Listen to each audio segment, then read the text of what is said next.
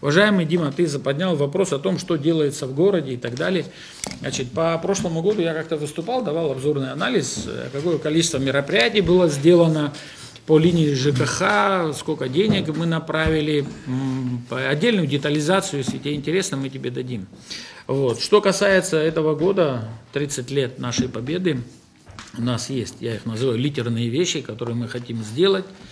Вот. Это Красный мост, будем делать за свои городские деньги. Фуникулер мы начали восстанавливать потихонечку. Очень надеюсь, что к празднику мы успеем привести в порядок и освещение. Саид поднимал эту тему несколько раз. Я не знаю, насколько нам сил хватит сделать суперкомфорт европейский. В всяком случае, мы это дело должны восстановить. И площадку, и фонтан, и колоннаду, ямочный ремонт. Пантеон там говорят.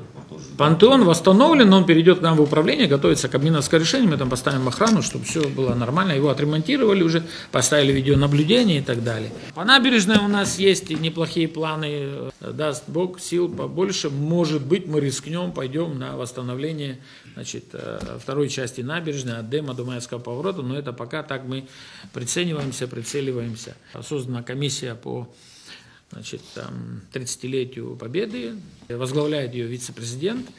Мы провели подсчеты улицы 30 сентября и остаток улицы имени Владислава Григорьевича Арзенба от улицы Агумава до конца, до Титова. Ну, видели, да, там, что разбитая история.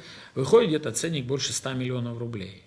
И я, предполагая на вашу поддержку, сказал, что половину дайте вы, половину мы город потянем. Ну, у нас есть же остатки прошлого года, переходящие, надеясь на то, что мы с вами об этом. Ну, вот такие планы на этот год. И не говоря о том, что мы, там, тротуарная плитка у нас кладется, периодически не стоит, да, работа. У нас есть проблемы серьезные с асфальтом, да.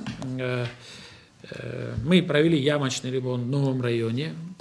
Провели ямочный ремонт по улице Лакуба, хотя это республиканская дорога. Кстати, про 13 лет это тоже про республиканскую дорогу. И есть за это ответственные люди. Вообще, на всякий случай, чтобы ты знал, город там участвует, потому что городу больно на это смотреть, если что-то делает. Это Автодор. Автодор. И содержание тоже за их счет. В итоге, почему у нас проблема? Потому что и Ачимчирское предприятие асфальтное, которое делает, и Гудаутское предприятие, они коммерческие. Есть в Гудаутах и государственный объект есть, но они работают слабенько тогда, когда у них есть заказы. Мы со своим ямочным ремонтом никак туда попасть не можем. Вот когда они получают большой заказ, тогда не потому, что у нас денег нет, или не потому, что у нас настроения нет делать и ездить сами по разбитым дорогам. Мы сильны в этом плане, точно мы можем все ремонтировать, вы это знаете. Но мы немножко тут не от себя зависим, вот в этом отношении, что касается дорог. Тут какой еще вопрос поднимался? План развития города. Сейчас я скажу, значит, мы к этому подошли немножко. Долгосрочный план развития города, чтобы составить, нам нужны исходные данные, как в любом деле, в любом вопросе, государственном, республиканский уровень, местный и так далее.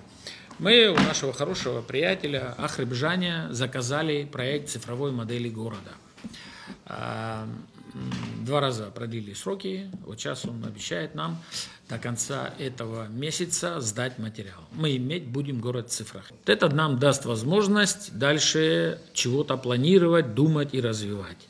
Это я привязываю еще к той работе, которая ведется, видно, ну, сейчас уже реанимировалась, работа схемы территориального планирования. Мы будем думать над тем, как нам развивать уже как территорию, не думать, ну, есть какие-то наработки, но не хотим пересекаться, допустим, с какими-то большими решениями республиканского характера.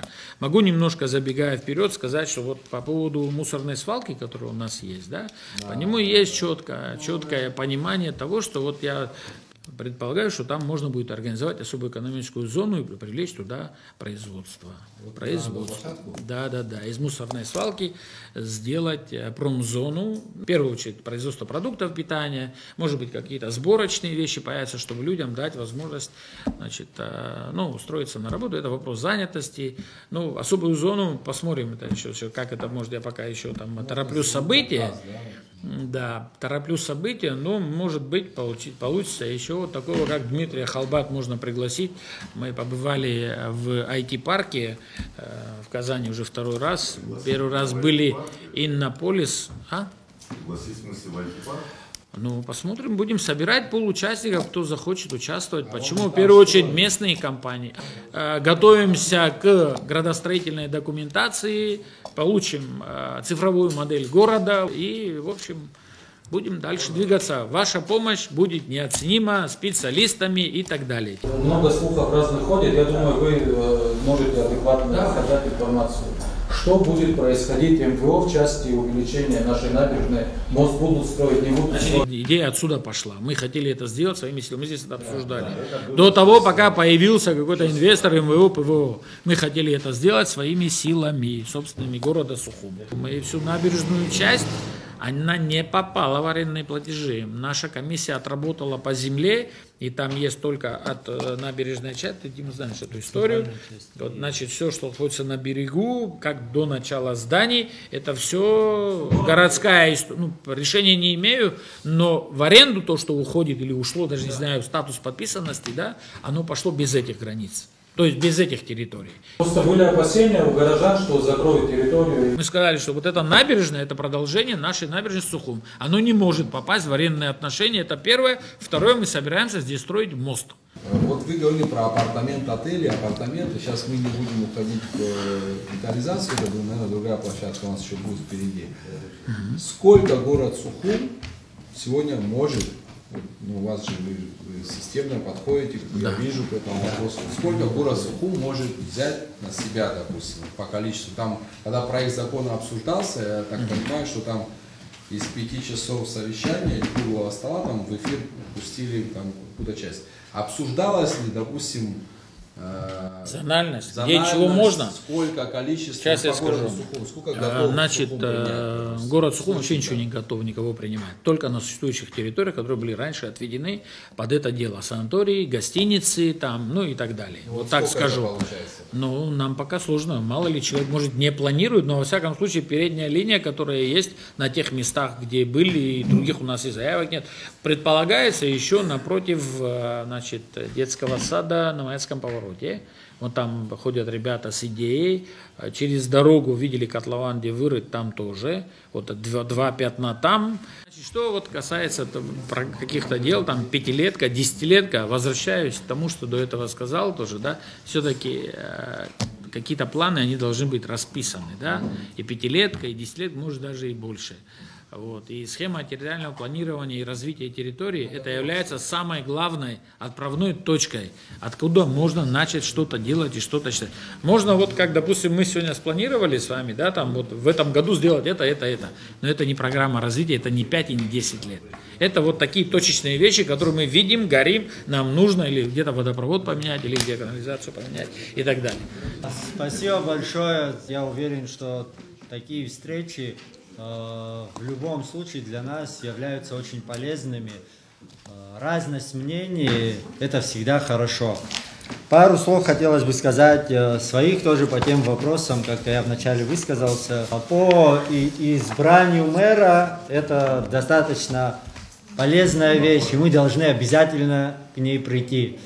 Рано или поздно. Я за нее обоими руками, как говорят, но, конечно же, должен быть определенный процесс. Процесс передачи часть функций народу, чтобы народ сам решал по тем или иным своим вопросам. Насчет энергетики вопрос здесь ставился. Тут у меня, конечно, более категоричные позиции, не знаю, как гражданина. Позиция такая, не продаем энергетику. Энергетику правильно? Нельзя продавать. А кто-то сказал, что надо ее продать? Я не понял. Да, Беслан Федорович, нет, сегодня у нас, кстати, этого не говорилось. Не хочу я дискутировать на эту тему. Я такой же позиции, что все, что является сегодня национальным достоянием в энергетическом плане, официально заявляю, что никуда, ни в какую собственность должно уходить. Никогда не было. Я вообще говорю, здесь это продать, не продать, вопрос так никогда не стоял. Продать. Большое спасибо еще раз вам. Я уверен, что такого формата надо будет чаще проводить. У нас все равно из года в год новые какие-то вопросы поднимаются.